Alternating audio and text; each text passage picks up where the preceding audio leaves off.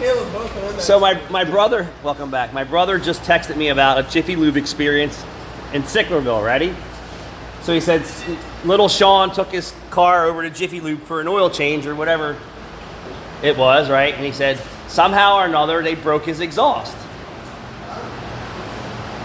Could it happen? I don't fucking know. Were they trying to rotate his tires and jacked it up wrong? Who knows, right? So they broke his exhaust. Sean starts his car. He's like, what the fuck?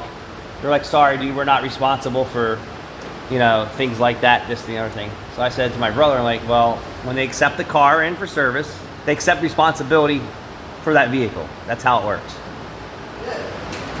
So they said, well, we'll just weld it back together. I'm like, since when is fucking Jiffy Lube well versed in welding anything? Let alone getting through oil changes and tire rotations without wheels falling off, cross-sliding lug nuts, oil leaks, blown motors, the whole scenario. So I said, well, maybe they're going to send it out and have it welded, right? I said, or maybe they have brazing rods and shit like that and a propane torch, you know, that's like real skillful, the exhaust repairs. It's not. So I said, my advice would be, okay, you guys are going to take care of it, but I'm going to send it to an exhaust shop because that's what they do. You're Jiffy Lube, that's not what you do. So, and then I'll wait to see what they have to say, welding, repair, or otherwise. And so then my brother was like, yeah, let me call this guy and tell him what you said because that makes the best advice. As soon as you accept the car in your shop, you're assuming responsibility. So if you put it on a drive-on, right, and fucking these rotted out pieces of shit, the transmission or engine falls out, you can justify saying, that ain't your fucking problem, right? Yeah. Not my problem. Or, hey, your tire blew the fuck out on my lift because you have steel belts hanging out of it. That's not my fucking problem. You're lacking taking care of your car. You follow me? So by us putting your car up in the air, is it possible the exhaust system could fall off?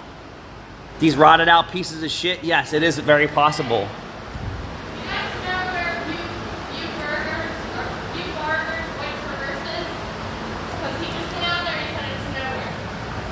Over there. Well, go show them where it's at. So yeah, so this flange here is a couple more engine starts and expansion and contraction joints from falling the fuck apart while it's in our shop. Would I assume responsibility for this rotted out piece of shit if he had an exhaust leak? Get the fuck out of here, no way. How about rattling exhaust shields and all that stuff? So, no. Sorry, you're not getting this guy with that. But if the ceiling tile were to fall. So what if my ceiling tile fell out of the roof and fucked their car up, I would take care of it.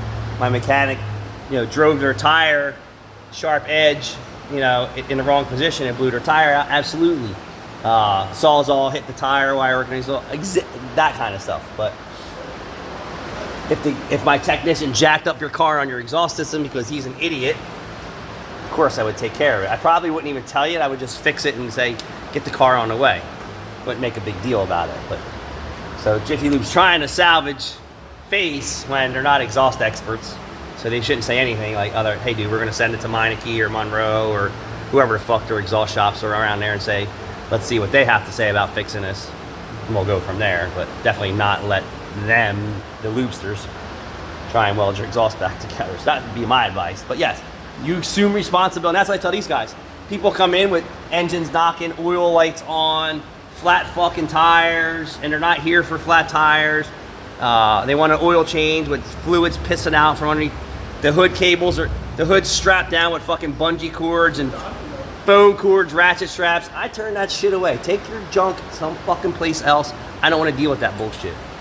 Well, even the nicer cars, like for instance, Stars Jeep, we recommended that it get a radiator, and they brought it back. They're a different story. Those guys come here and spend thousands of dollars a week on multiple vehicles, so I'll entertain that all day long. But the guy who's coming in with fucking door handles missing off of his car, fucking duct tape holding his car together, fuck that, not interested. Hold on. Woo, look at that. Shake that booty. Thanks for watching. What do you want?